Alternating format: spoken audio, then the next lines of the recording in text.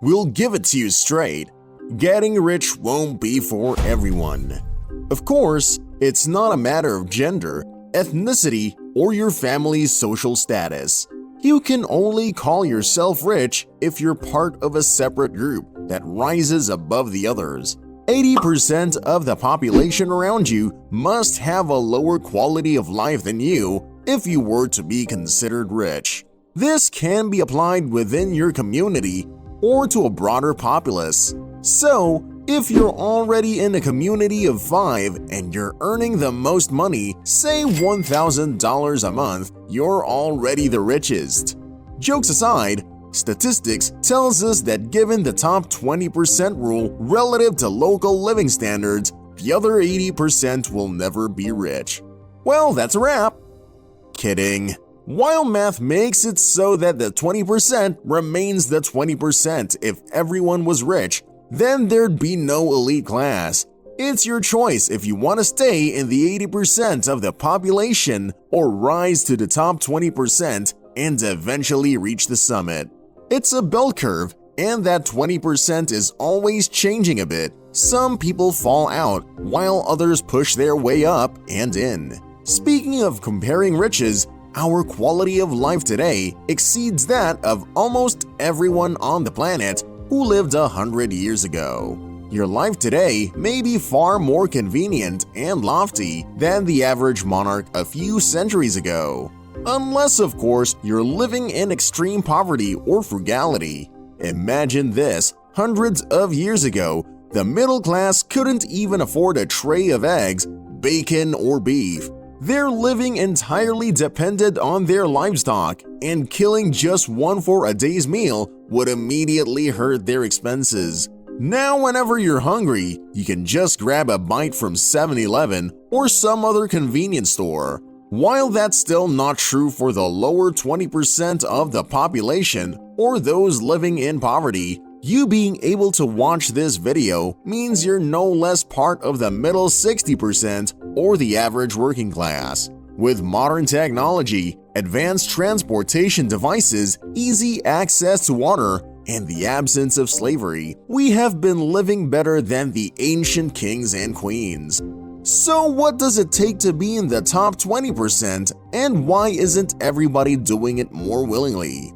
It all comes down to two basic realities, one of which is much more difficult to accept than the other. On a larger scale, access to resources, information, religious culture, and infrastructure all come into play.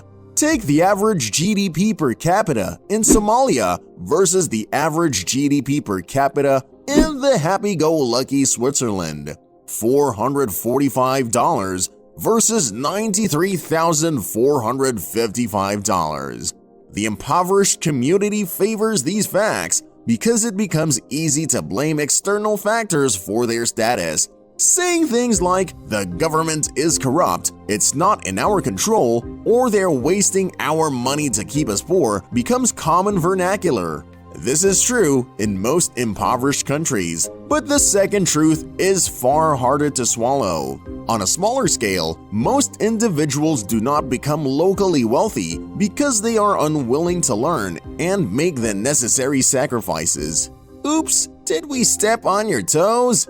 Not everyone in the world is willing to sacrifice years or even decades worth of their lives, taking great risks that could cause them to lose pretty much everything if there was even much to begin with. This is evident in both first and third world countries. Everywhere you turn, there are instances of people who started from nothing and rose to greatness. So, we know it's possible.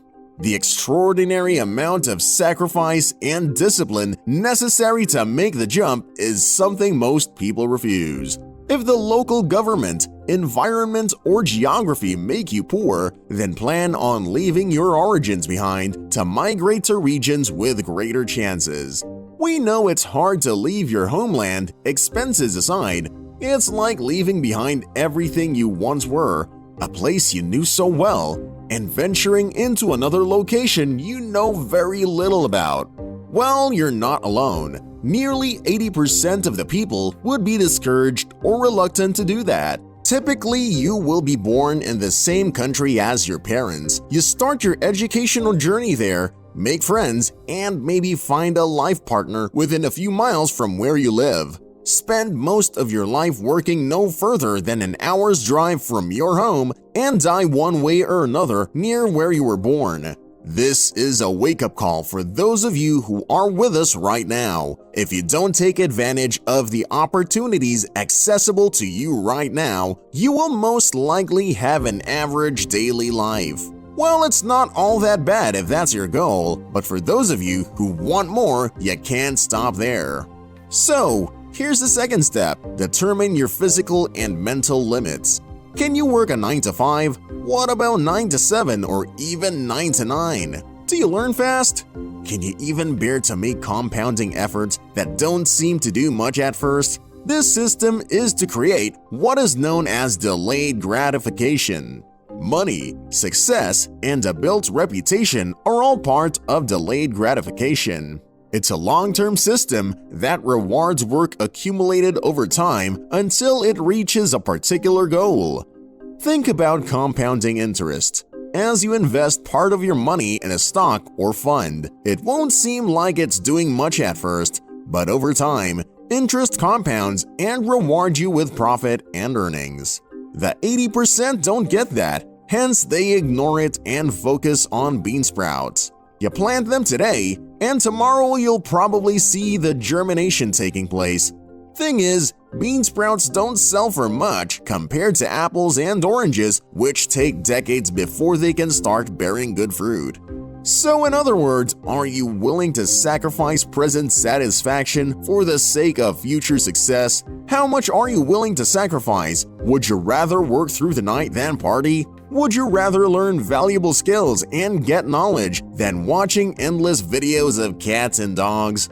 Would you rather be ridiculed for your focus on building wealth than blend in with the crowd, wasting money on all sorts of useless things? Would you rather fail while taking risks, understanding that it's all part of the process, than succeed at being average, where you don't accomplish anything significant? I'm sure the 80% would rather not, and that's where you make your entrance. Rise above the rest by doing what they're unprepared to do, what they're unwilling to do, what they wouldn't do. Deciding to position yourself toward delayed gratification already sets you on a path toward the higher 20%. And here's the catch: you gotta make it or break it. Meaning, if you stop at 20, 50, or even 90%, you don't get anything. Wealth is the reward of those who successfully made it to the finish line after enduring all sorts of sacrifices, obstacles, and criticism. If you want to keep up and stay steady with your goals, you need a strong, flexible system. This video isn't about creating such a system, nor is it to market a product, but if you manage to get your hands on a copy of James Clear's Atomic Habits, be sure to read it. With delayed gratification, time is of utmost value. This is why you must also learn the significance of time. Find your timely chances and concentrate your efforts there. Spend time learning about specialized fields where you know you'll earn money for your skills. We have the tools right in front of us, and those who utilize them already have a significant advantage over those who aren't willing to learn. Growth, health, wealth, and success are far more achievable than what your surroundings make them be. You need to study the laws of the money game if you want to win big, and you can start right now. You're already watching this video, so that's one step.